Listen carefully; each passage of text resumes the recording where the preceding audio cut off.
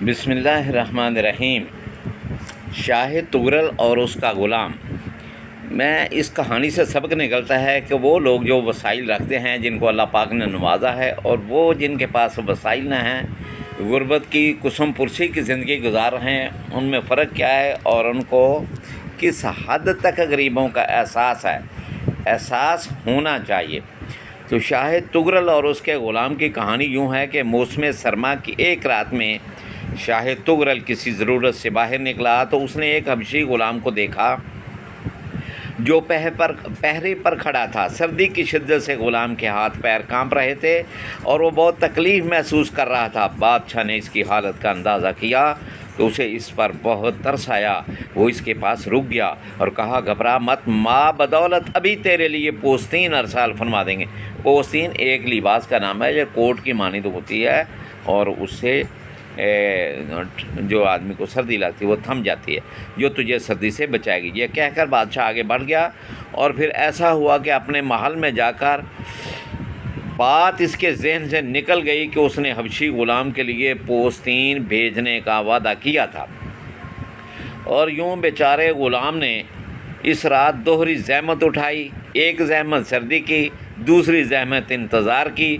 حضرت سعدی رحمہ اللہ یہ حکایت بیان کرتے ہوئے کہتے ہیں کہ جو مسافر منزل پر پہنچ کر اپنے خیموں میں آرام کر رہے ہوں، انہیں ان بدنصیب ساتھیوں کے مصائب کا کیا اندازہ ان کے نہیں ہو سکتا جو صحرا میں ان سے بچھڑ گئے ہوں اور سردی میں ٹھٹر رہے ہوں، اور جنہوں نے سرما کی طویل سرد رات آسمان کے نیچے گزاری ہو اور موسم کے رحم و کرم پر ہوں۔ تو اس سلسلے میں انہوں نے اپنے کلام میں یوں فرمایا، اے ملاحو کشتی روکو، رہ گئے کچھ بیچارے لوگ، طوفانوں میں گھر جائیں گے یہ دکھ درد کے مارے لوگ۔ اے چست چلاک جوانوں، اتنے تیز نہ دوڑو تم، ساتھ تمہارا دے نہ سکیں گے یہ بے کس دکھیارے لوگ۔ اے سکھ چین سے سونے والو، ان کا بھی تو کچھ دھیان کرو، بے چھت بے دیواروں کے رہتے ہیں کتنے سارے لوگ۔ تو میرے محترم، اس سے سبق یہی نکلتا ہے کہ زندگی کے ایک بہت ہی اہم مسئلے کی طرف توجہ دلائی ہے، اور وہ مسئلہ یہ ہے کہ آسودہ حال لوگوں کا، وسائل سے محروم لوگوں کی طرف سے غافل رہنا۔ غور کیا جائے تو آسودہ حال طبقے کے قریب ترین لوگوں کا حال بھی حقائق کے بادشاہ سے کچھ زیادہ مختلف نہیں۔